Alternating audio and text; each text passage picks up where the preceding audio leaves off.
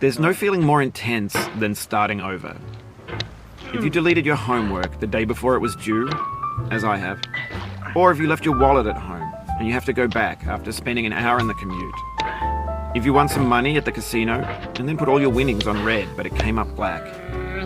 If you got your best shirt dry cleaned before a wedding and then immediately dropped food on it. If you won an argument with a friend and then later discovered that they just returned to their original view.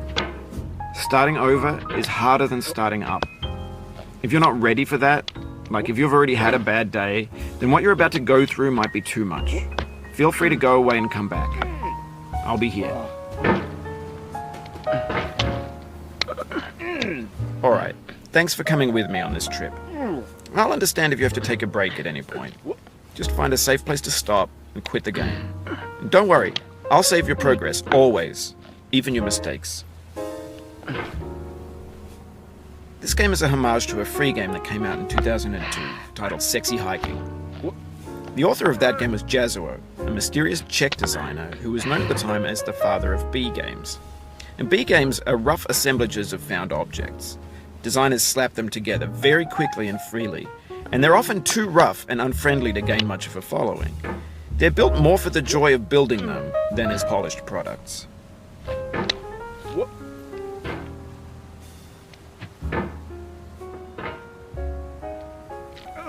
In a certain way, Sexy Hiking is the perfect embodiment of a B game. It's built almost entirely out of found and recycled parts, and it's one of the most unusual and unfriendly games of its time.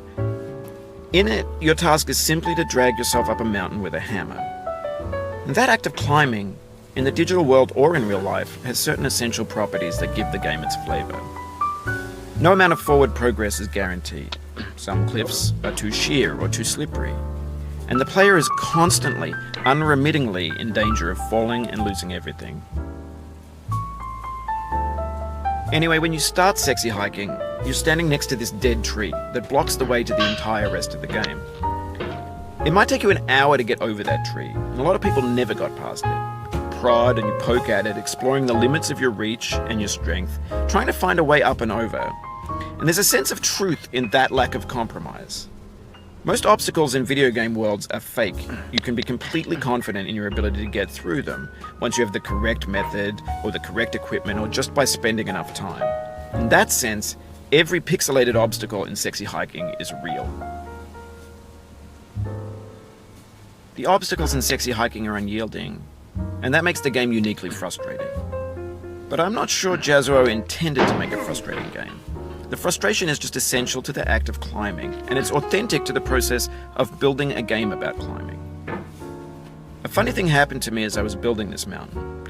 I'd have an idea for a new obstacle, and I'd build it, test it, and it would usually turn out to be unreasonably hard.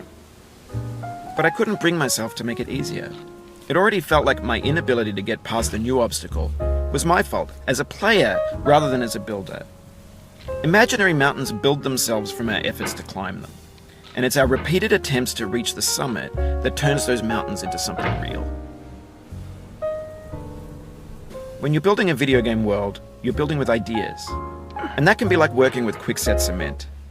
You mold your ideas into a certain shape that can be played with, and in the process of playing with them, they begin to harden and set until they're immutable, like rock. And at that point, you can't change the world. Not without breaking it into pieces and starting fresh with new ideas.